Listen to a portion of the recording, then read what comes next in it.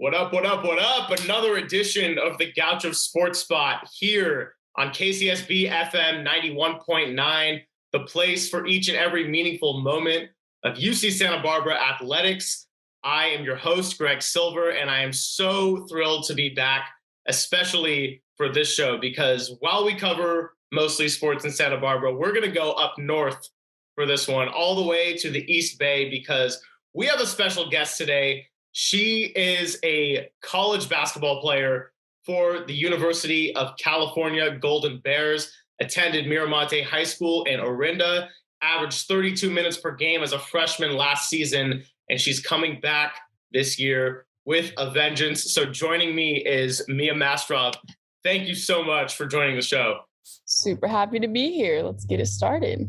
So this is a really, really cool show for me in particular because I grew up in a very Cal-oriented house. I don't want to say Cal was everything, but it took up a pretty big slice of the pie chart in terms of where our emotions and energy went. So this is really cool. Always love a good conversation with a Golden Bear. I've talked with former Cal Hooper Eliza Pierre before, talked about following that 2013 Final Four women's basketball team and what that meant.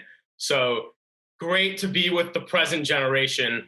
The first question I have to ask you is, because I understand that you have deep Cal ties in your family too, going all the way back to your grandfather. So was it a no-brainer to become a Golden Bear? I mean, honestly, I think that that's just the way the world worked out to be. I think it was just meant to be, and I was meant to be repping that Golden Bear jersey. Love it. Love it. Okay, I don't want to start off with a very sensitive subject, but I know you're friends with fellow college basketball players Cameron Brink and Brooke Dimitri.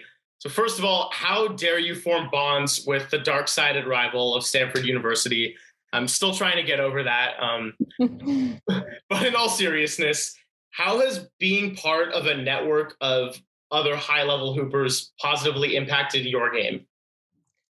I mean, honestly, just like being able to play with all these elite players and just like become friends with them and just see things from their perspective is just like help you grow like tremendously, honestly. I mean, Brooke and Cam are like two of my best friends, probably like my best friends ever. And like being able to train with them and then we're comfortable enough to push each other on and off the court. It's just like super cool and super helpful. Well, they must be some level of significance with the friendships, because if you can overcome the Cal-Stanford rivalry, then I know, right? Then it's got to be real. So anything is possible. Maybe we're going to get the axe back this year, and then you can hold that over them too. Right. Okay, so being a sports director, I am a very jersey number oriented person. I went to the first women's soccer game of the season last night, and I was rapidly scribbling down the starting lineups with names, but also the number. And within the first 10 minutes, I was like, I need to have this starting lineup down and be able to identify it by the jersey number. So I got to ask with that, your jersey number is 21. Is there any significance there? Right. I mean, growing up, I've had a lot of numbers. I mean, I've maybe gone through 50 different numbers along with probably several other athletes. They could say the same, like 6, 23, number 4, number 3. But kind of once I got to high school, I picked a number and it sort of stuck with it. My dad was number 21 when he played basketball along with my grandfather. And I got number 21 at Miramonte and I just carried that for 4 years, my whole time there. And then transferred it over to Cal, just knowing that once I had the opportunity to have number 21, I texted Coach Sharman, was like, look, can I claim this number? Like, I mean, I'm coming in right now in the middle of the season. Like, can this be my number? And she was like, yeah, no one else has it. Like, it's all yours. And my grandpa was number 21 at Cal. So that's kind of the most important thing, is to be repping the same jersey number and last name on the back, exactly like he did. So, yeah. That's a very touching story. You have something in common with now LA Rams receiver Deshaun Jackson, because when he went to Cal, he asked if he could have number 1, and USC, the other school he was considering, said, well, we can't promise jersey numbers, but we feel pretty good about it. And Cal was just like, yep, go ahead. So there he is. That's fantastic.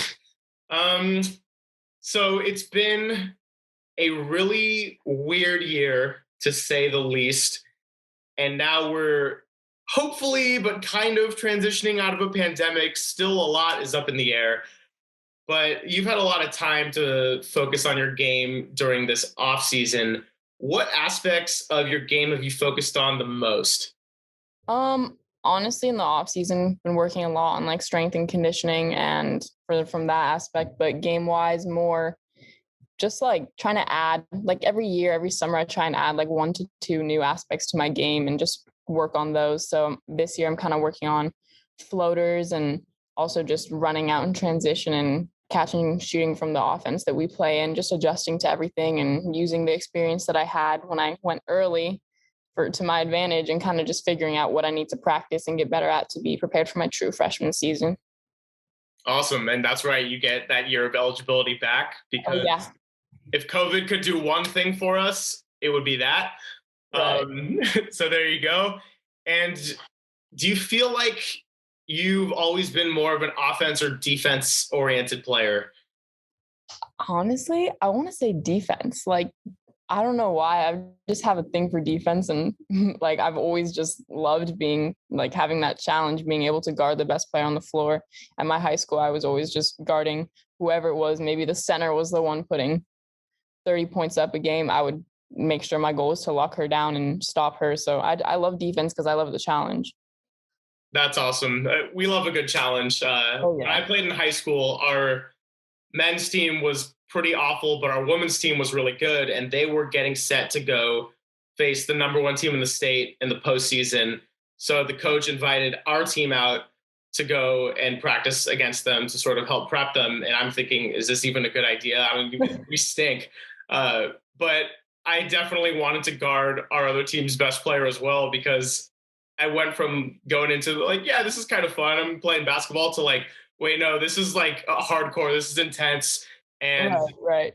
yeah, I'm a sick competitive human being. So, Oh, yeah, same to me. I'm very much similar. Anything I do, it's always a competition. So well, speaking of competition, so Cal as a team did struggle this last season. Obviously, the Pac-12 is loaded, probably the strongest all-around conference in women's college basketball. But I know you're not satisfied with how things went. So how's the team approach this offseason, and does anything in particular stand out from these past few months? I mean, yeah, obviously last season was really rough. I came in the middle of the year and just kind of was working my way around seeing like kind of what I could do, but we had several injuries and we're starting a lot of freshmen. But I mean, honestly, like what we've been doing in the off season for summer workouts and stuff, we've just been working our butts off. I mean, in the gym, off the court, conditioning, strength and conditioning, everything. We've just been putting our best efforts out there. And I think that we're going to be able to rise to our true potential this upcoming season. And I'm really excited to get out there and just play. That's awesome to hear. Do you feel like team chemistry is coming along as well? The team chemistry is like outstanding for sure. It's definitely like one of the most like amazing group of girls I've ever been around and love all of them to death. They're great people. Awesome. That's a lot of fun. I'm definitely going to be watching some games. So I look forward to seeing all the improvements. For sure. So another recent development in college athletics came on July 1st this year, where NCAA athletes are now able to profit off their name, image, and likeness. You in particular have built up a large social media following. So what have these past few weeks been like for you in this new era of opportunity? Man, I mean, honestly, it's been interesting for sure. I mean, I think like all athletes are trying to navigate this new world. I haven't necessarily been focused so much on monetizing as I have like enjoyed just being able to like speak to a larger audience of like friends and family and fans and stuff. But like I've had a blast building up my social media platform and I'm just looking forward for more opportunities to come. But it's definitely a new world to navigate. So we're just adjusting to it for sure. Yeah, that's really exciting. And I have no doubt there will be a lot of opportunities along the way. You talk about social media as a platform and just being able to speak to larger groups of people. I know this last year and a half in particular has been really big for people using their platforms to speak out on different causes, especially in the wake of George Floyd and all of the social justice stuff going on. So, being at Berkeley, which is a renowned activist campus, do you feel like you and your teammates have been heavily involved in that sector? I'd say for sure. I mean, my team has been crazy involved in everything. Just hands on, and obviously just like through social media and things like that, we all kind of just advocate our beliefs and stuff. So for sure, we've definitely been on that, which is really cool to see and awesome to see everyone come together. And do you feel like other college athletes of your generation, especially around California and the Pac-12, have seemed to come together over this and unite as a group despite competing against each other all the time? I'd say for sure. Just I like remember being out there on the court and then everyone standing in a circle, like holding hands before games, which is just so unusual for sports. I don't remember really doing that since like CYO days, but I mean, I definitely feel a connection. And I think all college athletes are supporting one another have like more heavily than ever right now and building connections, which is super cool. That's great. It certainly does carry a different meaning. I think you go back to the youth leagues when you're like holding hands before the game and Right. being someone really competitive, destined for D1 like you were, you're probably like, I don't want to be friends with these people. I want to crush them right now. Right. So to be able to go back to uniting before games and coming together pre-game, post-game, obviously must carry a larger meaning. So Right. very cool to see. Okay, so staying on the topic of social media, what types of audiences have resonated with you on platforms like Instagram and TikTok? Right. Yeah, I have like a very diversified audience and have had a chance to like speak like on live chats to some of them through different like platforms and stuff, but it just ranges a lot from like athletes to young women that enjoy like fashion and modeling and to like people who just love basketball. Honestly, it's just that's kind of the main connection is just basketball players and people like that. Awesome. And I have to say, one of the worst ways I waste my time in life is going through random people's comments on social media posts as if they mean anything. And unfortunately, there are a lot of haters, trolls, and weirdos on the internet who say some pretty messed up things. Also, not to generalize it by gender, but I feel like generally speaking, it is fair to say that female athletes who are well known are more likely to get objectified and or harassed than popular male athletes. So well, first of all, has it been an issue? And if so, how have you managed to handle that crowd?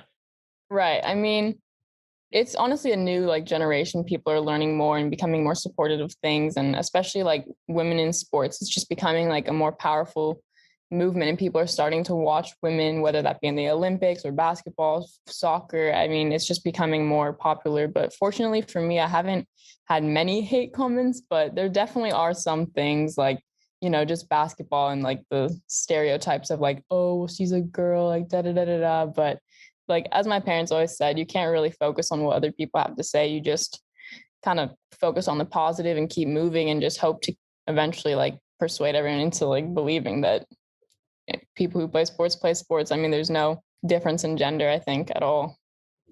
Yeah, certainly. And I think that although there is a long way to go with women in sports and celebrating that aspect of the game, I think that starting with the U.S. women's national soccer team, there's been a lot of great progress. And I think the WNBA is even starting to gain a little bit more traction on their 25th anniversary, which is really cool to see. So we hope it only continues to progress in a positive direction. But exactly, you're right. There's a good amount of haters out there, and that's just how it is sometimes.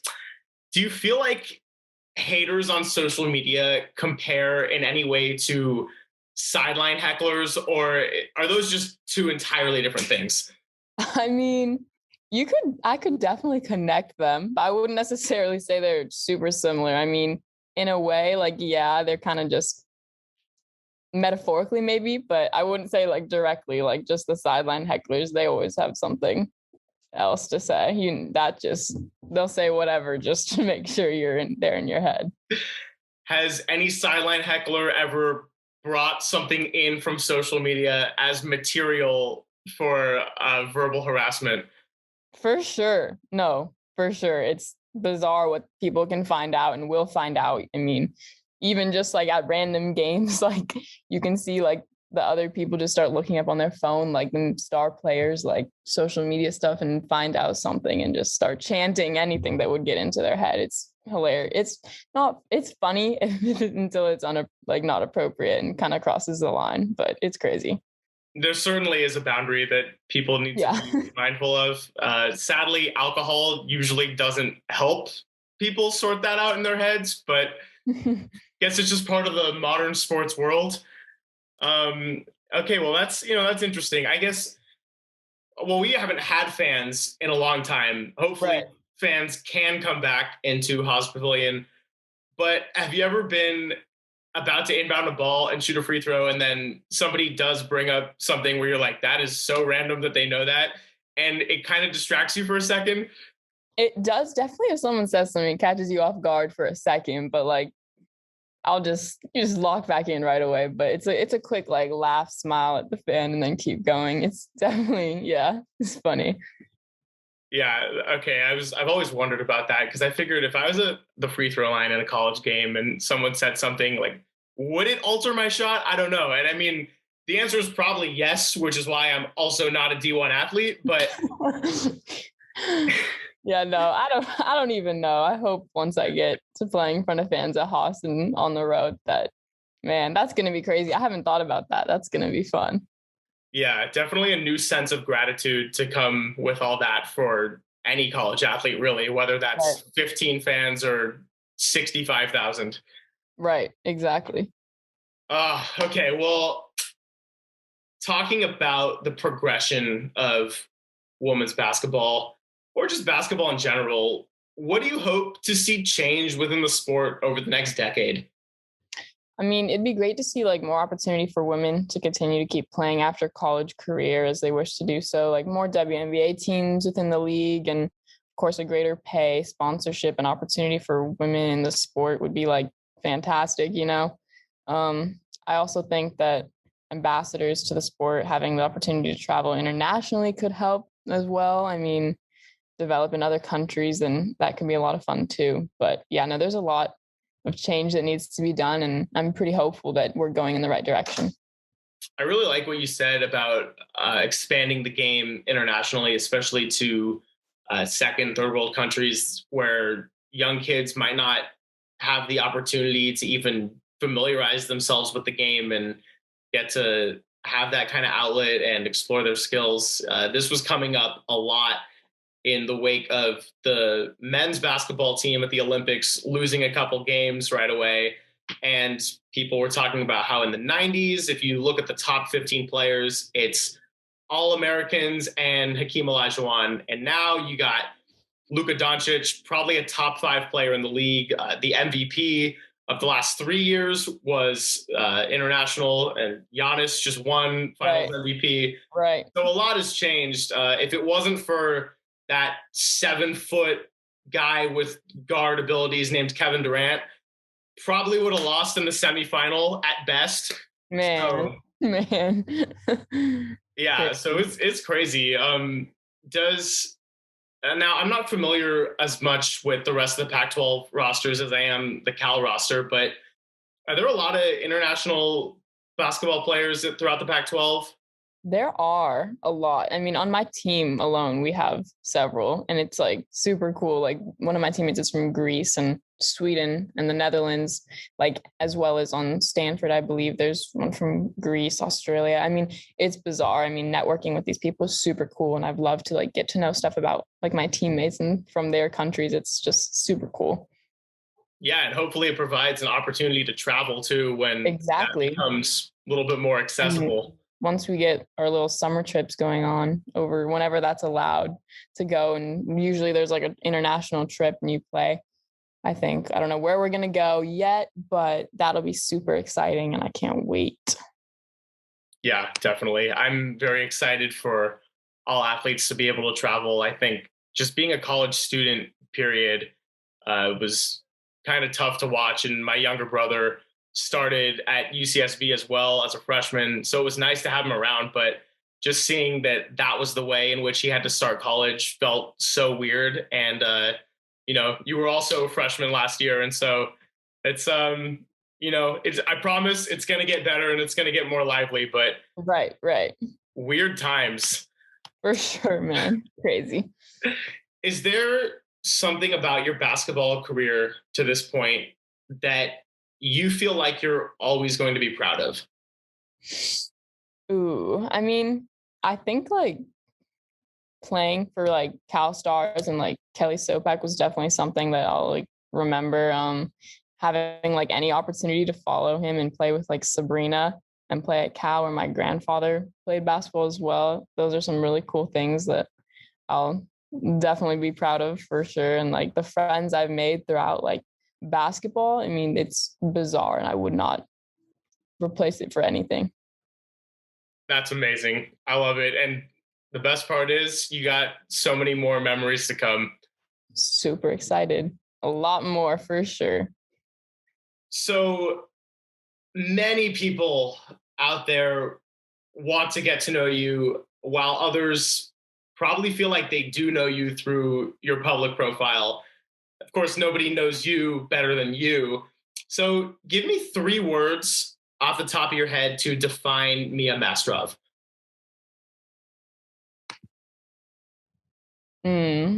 Competitive is the first one that comes to mind. Competitive, I'd say gritty, and just like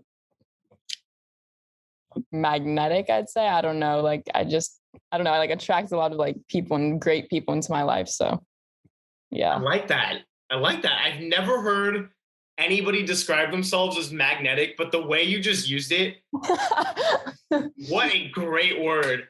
Mom, man. Dad, if you're listening, am I a magnetic piece to the family? I'm weak.